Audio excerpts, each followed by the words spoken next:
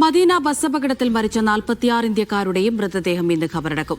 ഹൈദരാബാദിൽ നിന്ന് ബന്ധുക്കൾ സൗദിയിലെത്തി DNA പരിശോധന നടത്തിയിരുന്നു. ഇന്ത്യൻ സമയം വൈകിട്ട് 3 മണിയോടെ മദീന പള്ളിയിലാണ് ഖബറടക്കം. അഫ്താബ് റഹ്മാൻ വിവരങ്ങൾ നൽകാനായി ചേരുന്നുണ്ട്. അഫ്താബ്, ഈ മരിച്ച എല്ലാവരുടെയും മൃതദേഹം തിരിച്ചറിഞ്ഞോ? ഇനി ഖബറടക്ക ചടങ്ങുകളൊക്കെ എപ്പോഴായിരിക്കും?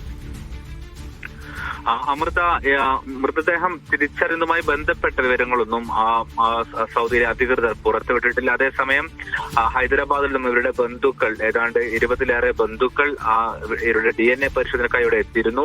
48 മണിക്കൂർ സമയമായിരുന്നു ഈ DNA പരിശോധനയിലൂടെ ഇവരുടെ മൃതദേഹം തിരിച്ചറിയാൻ ആവശ്യമായി വേണ്ടിയിരുന്നത്. ആ കാലാവധി ഇപ്പോൾ കഴിഞ്ഞിട്ടുണ്ട്. എന്ന് വെച്ചാൽ ഒരു പക്ഷേ ഇത് തിരിച്ചറിഞ്ഞ ശേഷമായിരിക്കാം ഇപ്പോൾ ഈ ഒരു ഖബറടക്ക ചടങ്ങിലേക്ക് നീങ്ങുന്നത്. അല്പസമയത്തിനകം മദീന പള്ളിയിൽ വെച്ച്, മദീനയിലെ പ്രവാചകന്റെ പള്ളിയിൽ വെച്ചുകൊണ്ടാണ് ഈ 46 പേരുടെയും മൃതദേഹങ്ങൾ ഖബറടക്കുക. ഇതിൽ 41 പേർ ഉംറക്കായി ഹൈദരാബാദിൽ നിന്നും എത്തിയവരാണ്.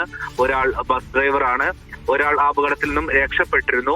മറ്റു 2 പേർ ഇവരെ കാണാനായി എത്തിയ ബന്ധുക്കളാണ്. ഇവരും ഈ ബസ്സിലുണ്ടായിരുന്നു.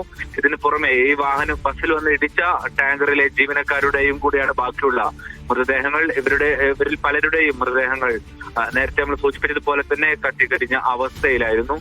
അതുകൊണ്ട് അതിനുള്ളൊരു കാലതാമസമാണ് ഇപ്പോൾ ഉണ്ടായത്. ഏതായിരുന്നാലും അല്പസമയത്തിനകം ഇതിന്റെ ചടങ്ങുകൾ മദീന പള്ളിയിൽ വെച്ച് ആരംഭിക്കും. ഇതിനുശേഷം മദീന പള്ളിയോട് ചേർന്നുള്ള ജന്നത്തുൽ ബഖയിൽ പ്രവാചകന്മാരും അനുചരന്മാരും എല്ലാം അന്ത്യവിശ്രമം കൊള്ളുന്ന ഈ ഖബറിടത്തിലായിരിക്കും ഈ 46 പേർക്കും 46 തീർത്ഥാടകർക്കും അന്ത്യവിശ്രമം നൽകുക.